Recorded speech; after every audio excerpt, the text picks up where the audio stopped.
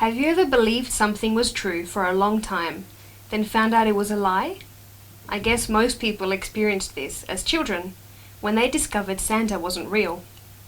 I always knew Santa was someone's dad dressed up in a cheap red polyester costume in the middle of the Australian summer. But a few years ago, I discovered everything I knew about vanilla was wrong.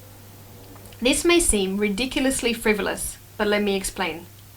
I've been cooking and baking since I could stand up on a chair in the kitchen alongside my mum. I love experimenting, testing recipes, and discovering all sorts of new ingredients.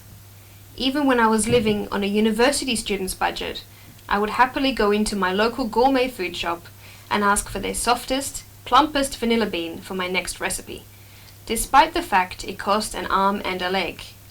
As any good foodie learns from reading cookbooks and cooking magazines, the best vanilla should be flexible, squishy, and fragrant.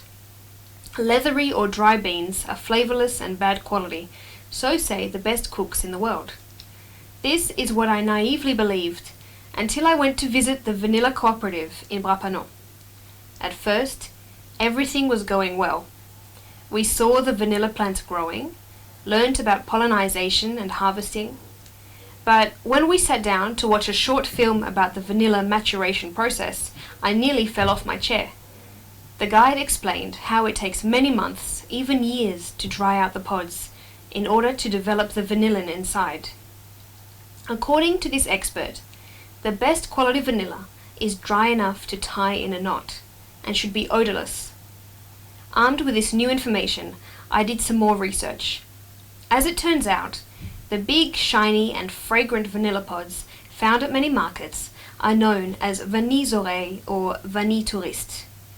Frequently, the pods are so fragrant because the vendors spray vanilla extract on their products to entice customers.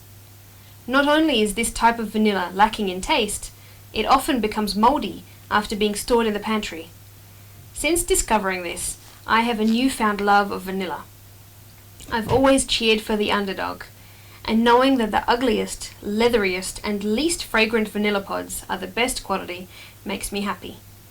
I feel like the luckiest home baker to have access to some of the best vanilla in the world right on my doorstep.